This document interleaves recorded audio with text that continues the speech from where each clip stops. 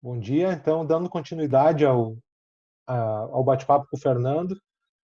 Fernando, eu gostaria de que tu falasse um pouco, então, a respeito daquela tua experiência na África. Isso.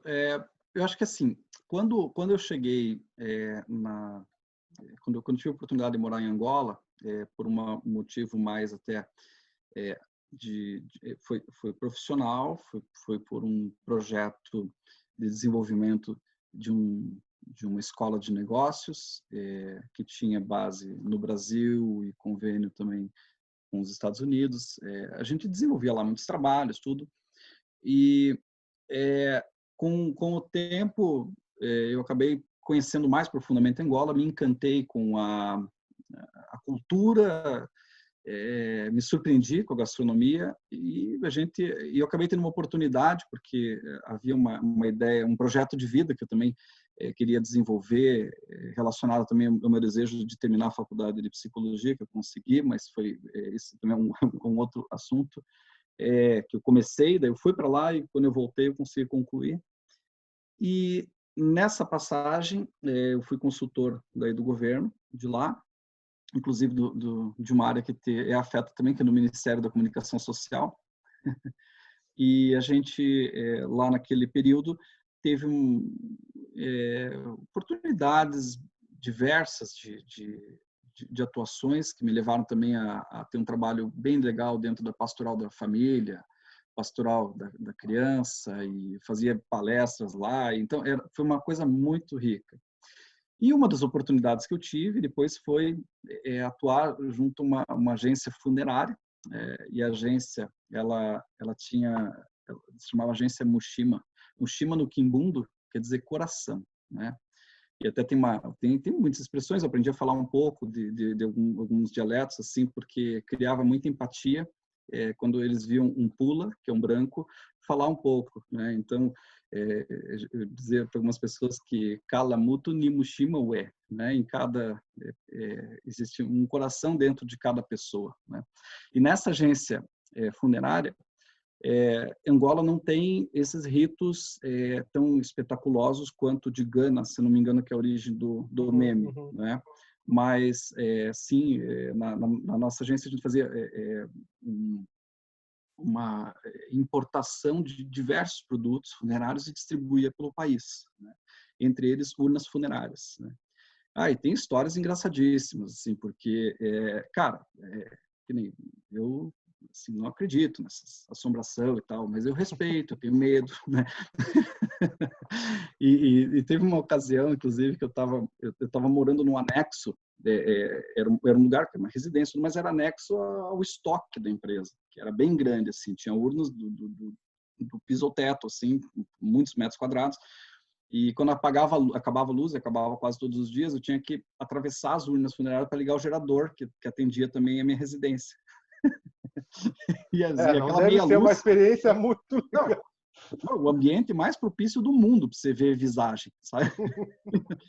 E passava por um lugar que, numa época, tinha que fazer tratamentos de cadáver, porque fazia lá tanatopraxia, né? Cara, então eu passava sempre olhando para o outro lado, né? Era muito interessante. E essa experiência, assim, eu recordo que Angola era um país que, assim, ele esteve em guerra até, né? Desde a guerra colonial para se livrar, isso estamos falando de 61, 63, já começou alguma coisa para se livrar do domínio português, e aí quando eles acabam declarando sua independência ali nos anos ali, essa guerra colonial, 75, ela teve o auge dela, daí com a independência de Angola, vários outros países de língua portuguesa também declararam sua independência, e depois esse país mergulhou numa guerra civil profunda, né, de três partidos políticos, né, o FNLA, o MPLA e a UNITA, e esses partidos brigaram muito e muita gente morreu mesmo, uma parte dele apoiado pelos russos, belgas, Cuba e outro pelos Estados Unidos, então uma bagunça assim que aconteceu lá. E no ano de 2001 acontece o incidente das Torres Gêmeas e já logo em seguida acontece um processo lá em Angola, que é morto o principal vulto da UNITA, e então o MPLA assume definitivamente o país, e o presidente José Eduardo permaneceu no poder.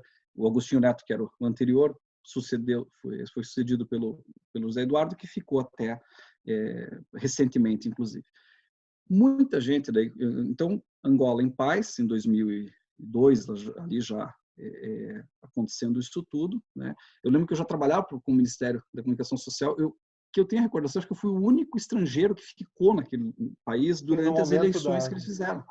Todos os estrangeiros foram embora com medo de uma nova guerra, mas eu fiquei, né? Eu não sei se por inocência, até meu chefe perguntou se você também vai com todo mundo, eu não, tô aqui, tô trabalhando, olha só, né? Mas quando eu olhei que ficou só eu, cara, eu achei interessante, eu e tinha alguns observadores da ONU, e daí eu olhava para lá, todo mundo de colete, de não sei o quê, e eu não, né? Mas a eleição foi pacífica, aconteceu tudo naturalmente e tal, e lá eles usam mergulho o dedo na tinta para dizer que já votou. Tem uma tinta, é bem interessante. Então, a pessoa não votar 2 vezes, ela mergulha o dedo na tinta e tal. Então, é bem curioso, assim, peculiar, né? Como é que eles fazem esses processos também de votação. E como o país tinha uma cidade feita para 300 mil habitantes, de repente tem 4 milhões, 5, né? Por causa da guerra, todo mundo foi para Luanda. Sim, Era a uma infraestrutura não atendia. bagunça. Não atendia, e muita pobreza, tudo. Então, havia muitos estrangeiros, embora se tivesse condições compensatórias bastante aprazíveis, havia muita gente que descia de avião em Luanda para trabalhar, estrangeiros. Quando olhavam aquilo, como é que era aquela muvuca e tudo mais, entravam no quarto do hotel e ficavam lá trancados, chorando 24 horas por dia, e embarcavam de volta no próximo voo, porque naquela época o voo era semanal, então se você chegava no domingo, você era obrigado a ficar até outro domingo para voltar para o Brasil. E só saíam do quarto do hotel para pegar o voo para Voo o de volta. Brasil, e transtornos. Portanto, as pessoas não têm todas as mesmas condições de enfrentamento, né? Fernando, então, essa experiência que tu adquiriu aí, que tu teve na África, que imagino mesmo que deva ser muito interessante, uma realidade completamente diferente, tu pôde trazer muita coisa para a realidade que a gente tem hoje dentro da CEITEC, por exemplo, na questão de recursos humanos. Deve ser mais, claro, a CEITEC deve ser muito mais tranquilo do que uma realidade em Angola no período pós-guerra. Então, eu queria que tu comentasse um pouco como que tu sentiu, assim, qual foi a tua impressão quando chegou na CEITEC, o que tu achou do pessoal, porque a gente, embora seja muito mais tranquilo, claro, do que um pós-guerra da Angola, a gente é uma empresa única também no hemisfério sul, praticamente, né, do planeta.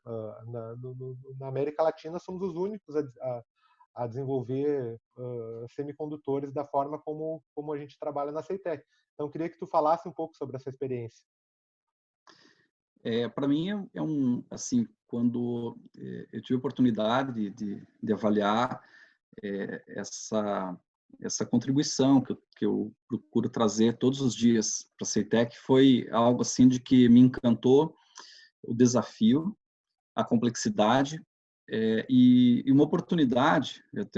Eu acho que até utilizo um tanto assim das palavras do presidente da companhia, de que lá eu tenho a oportunidade de colocar em prática as minhas habilidades, vamos dizer assim, muitas delas, se não todas, porque os desafios são muito grandes, as expectativas são muito elevadas, e a gente tem relações que são institucionais, tem relações interpessoais, a gente tem as nossas as buscas de fazer os processos acontecerem ao seu tempo. É muito difícil, de verdade, sim, conseguir você fazer um processo que seja do agrado de todos, porque a gente tem uma multiplicidade de expectativas e tudo, mas sempre Não, e uma analisando tudo. multiplicidade, eu brinco, só te interrompendo, uma multiplicidade de públicos também, né? Embora tu enxergue a CEITEC, Perfeito. quem vê de fora vê um prédio único, né, uma instituição. Tu não imagina a quantidade de formações diferentes, né, de tipos diferentes de pessoas que a gente tem ali dentro. Por exemplo, na questão do design, tu tem a maioria engenheiro da computação, pessoal mais voltado para a computação. Daí tu vai para a fábrica, químicos, físicos. Aí tu vem para o administrativo, muita gente da administração, do direito, da economia, assim, dos mais variados. Mas assim, cada um desses são públicos diferentes. Então é complexo lidar com o RH da CETEC. Eu pelo menos vendo de Na, fora, eu é, vendo de fora no sentido assim de não estar no dia a dia do RH, eu imagino que sim, é. seja bem complexo. Eu penso que existe uma palavra-chave nas relações humanas, que é a empatia. Veja, por mais que a gente avance nas ferramentas e nas tecnologias, no aspecto da capacidade de compreensão de nós mesmos, nunca um sujeito, um indivíduo, vai conseguir alcançar a realidade intrínseca do outro, porque o pensamento é algo que vai ser impossível de se reproduzir. E eu jamais vou entender profundamente uma dor, uma angústia, a intensidade de uma emoção que você está sentindo. Eu posso, por meio das palavras, conseguir me comunicar, e se eu conseguir me esvaziar de mim mesmo, assim, de suspender um pouco a minha avaliação, meus julgamentos e preconceitos e tudo mais, e tentar me pôr no teu lugar, eu vou conseguir ter uma ideia do que você está passando, mas jamais vou apreender essa realidade psíquica sua. E independente da área que a gente atue, seja RH, seja jurídico, seja comunicação, seja uma área de engenharia, design e assim por diante, todos nós temos que ter essa habilidade de conseguir nos colocar no lugar dos outros. Porque muitas vezes a gente se põe no lugar, a gente, por dificuldade de se pôr no lugar do outro, a gente faz julgamentos, a gente faz juízos de valor a respeito do outro. Às vezes o outro não quer ver o meu lado, né? Mas eu também tenho que aprender a me colocar no lugar do outro. Então, uma ocasião a gente fez uma reunião de equipe que alguém disse, olha, eu estou hiperatarefado. Daí o outro, eu também estou, né? Porque de fato é isso. A gente diz isso e o outro acorda assim, poxa, percebi então em função disso que você está tendo dificuldade de analisar as questões com mais cuidado, com mais devagar. Vamos conversar um pouco sobre isso. Então, às vezes a gente tem que ter essa necessidade desse esvaziamento para se pôr no lugar do outro. Acho que isso é uma característica. E a CETEC, ela me proporcionou, por exemplo, um dia, na comunicação, a gente teve uma conversa para desenvolver uma questão relacionada às competências do pessoal e tudo, em que eu disse, porra, vamos pegar o modelo atômico de Dalton, de Thomson, né, de Rutherford Bohr, vamos fazer uma coisa que tem essa característica. Pô, e todo mundo pensando na mesma vibe. Isso eu não conseguiria jamais ter essa conversa em qualquer lugar, entende? Eu acho que a gente ali tem uma habilidade que são conhecimentos tão assim, distantes, mas tão próximos quando você consegue costurá-los, que realmente é uma oportunidade muito grande de uma realização profissional. E eu, assim, eu tenho profunda admiração para os meus colegas. Muitos atingiram um nível de compreensão técnica das suas questões que realmente a gente tem muito a aprender com eles. E, claro, a gente tem que sempre destacar, né, Lucas, que não basta a gente ser competente no aspecto das competências técnicas, nós também temos que desenvolver as nossas habilidades sociais, as competências comportamentais, assim ditas, né? Porque, do contrário, a gente acaba distanciando pessoas pelo nosso modo de ser, de agir, de comunicar, aprender a lidar com a própria agressividade, né? Aprender a se colocar um pouco de uma forma mais construtiva nas relações, questionar, porque assim, se a gente está muito agressivo no ambiente familiar, no ambiente profissional e tudo mais, é porque alguma coisa está errada. Na psicologia a gente diz que isso é um aspecto projetivo. Você está projetando o teu descontentamento nas outras No outro, relações. exatamente. Exatamente. Viu, Fernando? Então, para encerrar, que aqui a nossa conversa já foi longa, né? Já tá beirando os 40 minutos. Vamos falar sobre. Eu tenho uma pergunta aqui que eu até separei que eu acho interessante, já que a gente chegou nesse papo já dos recursos humanos, que certos desses livros que a gente tratou nessa conversa, às vezes a ansiedade, a depressão, né? Eles podem gerar uma perda considerável, inclusive na produtividade no dia a dia, no trabalho da pessoa. Eu queria saber qual é a tua dica para o colaborador nosso, né, o colaborador da CETEC, que está com alguma dificuldade, está se sentindo, sei lá, ansioso, deprimido ou relacionado à saúde mental, o que tu aconselha ele a fazer? Procurar ajuda profissional, o RH está de portas abertas. Quero que tu fale um pouco sobre isso. Tá. Veja só, Lucas, a gente tem que atentar, eu sempre coloco a questão do sono, e o sono reparador, ele é um bom termômetro, tá? Se você dorme e acorda muito cansado, mais cansado do que deveria, né? Assim, deveria acordar descansado. Se você acorda mais cansado do que foi dormir, inclusive, tem algum problema. O sono não está sendo restaurador, tá? Então, esse é um aspecto. Outro é a ansiedade, pensamentos ruins que começam a acompanhar, sentimentos de uma angústia que não quer passar, às vezes umas palpitações, coração, uma sudorese, né? Você passa a ter esse suor e uma angústia muito intensa. São sinais que a gente tem que ter uma observação. Primeiro, não há que se ter preconceito de buscar um apoio profissional, né? Em algumas situações, um trabalho de psicoterapia é bastante útil. E eu te digo o seguinte: eu me tornei um profissional melhor e conquistei muita coisa na minha vida porque eu tive excelentes terapeutas, excelentes psicólogos, que não se limitavam apenas a me ajudar a desenvolver meu processo emocional, né, meu autoconhecimento nesse sentido, mas também na parte profissional me ajudava a tomar decisões, a lidar com algumas coisas. Eu me abrindo um pouco aqui para vocês, né, que estão ouvindo, eu já passei por muitas situações assim, de ansiedade que eu tinha que dar uma resposta na hora, eu me obrigava a isso. Eu achava que se não fizesse isso, eu não estava me posicionando. Depois eu descobri, né, nos gregos lá, o Prometeu e Epimeteu, às vezes é necessário a gente esperar um pouquinho, avaliar como se postar, e isso não envolve só a gente. Às vezes até a gente orienta as pessoas que são os nossos pares, nossos colegas, até mesmo as nossas chefias, dizendo: olha, calma, não precisa responder agora, pensa melhor, analise, depois se posiciona, porque essa primeira resposta nossa tende a ser muito emocional. Então as emoções são processos muito rápidos, eles nos contagiam e exigem um comportamento. Mas quando a gente respira e dá um tempo, a emoção ela não consegue se sustentar porque ela é um processo energético muito profundo, muito intenso. Então o cérebro não consegue dar conta de manter isso por longos períodos, né? A não ser um sentimento, mas uma emoção não. Então quando baixa, você vem com os processos racionais, o córtex pré-frontal começa a funcionar melhor. Então eu penso que as pessoas que têm essas dificuldades devem buscar.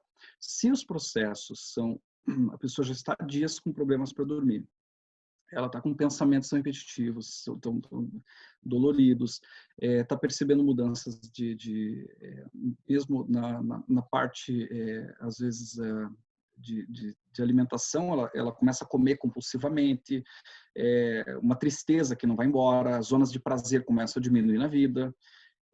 É o momento também de buscar um apoio, e eu sugeriria daí um encaminhamento psiquiátrico para pensar, né, uma possibilidade, mas é buscar ajuda, né? Alguns dos melhores líderes que eu conheço, e eu posso dizer isso não só no Brasil, no exterior também, eu trabalhei com gente muito competente que servem até hoje para mim como referências. São pessoas que fizeram terapia. Foi uma das coisas que me chamou muita atenção. E muitos deles disseram para mim: olha, as competências técnicas são fundamentais, mas sem as comportamentais é meia felicidade. E cá entre nós, meia felicidade não existe. Lucas, se me permite, teve um assunto que a gente falou há pouco, que eu disse que ia comentar alguma coisa sobre prazer e a parte que acho que a empresa desenvolve na área de semicondutores. Eu posso? Sim, claro, claro. Existem muitos estudos feitos com ratos que se coloca lá alguma coisinha no cérebro deles para medir algumas substâncias ou até mesmo para que você faça uma liberação. E existe uma caixa utilizada aí na psicologia chamada caixa de Skinner. Então os neurocientistas eles colocam o rato numa caixinha, ela tem uma alavanca que o ratinho pode pisar nela e quando empurra, fornece uma gotinha de água ou coisa assim.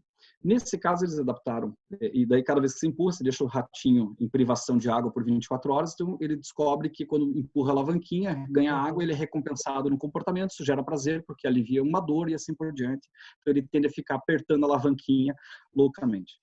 Mas um dos estudos, eles adaptaram essa alavanca para cada vez que o rato pressionasse, liberava um pouquinho de dopamina no cérebro dele. Né? Então, o hipotálamo, a região que estava envolvida, e a dopamina é a questão do é um neurotransmissor que é responsável por sensação de prazer. Não só ele, mas ele em especial. E cada vez que o rato apertava a alavanca, dava um pouquinho de dopamina, e isso fez com que o rato, isso nos estudos, ele pressionasse a alavanca tantas vezes que ele chegava a morrer de fome, porque o prazer que a dopamina proporcionava para ele era mais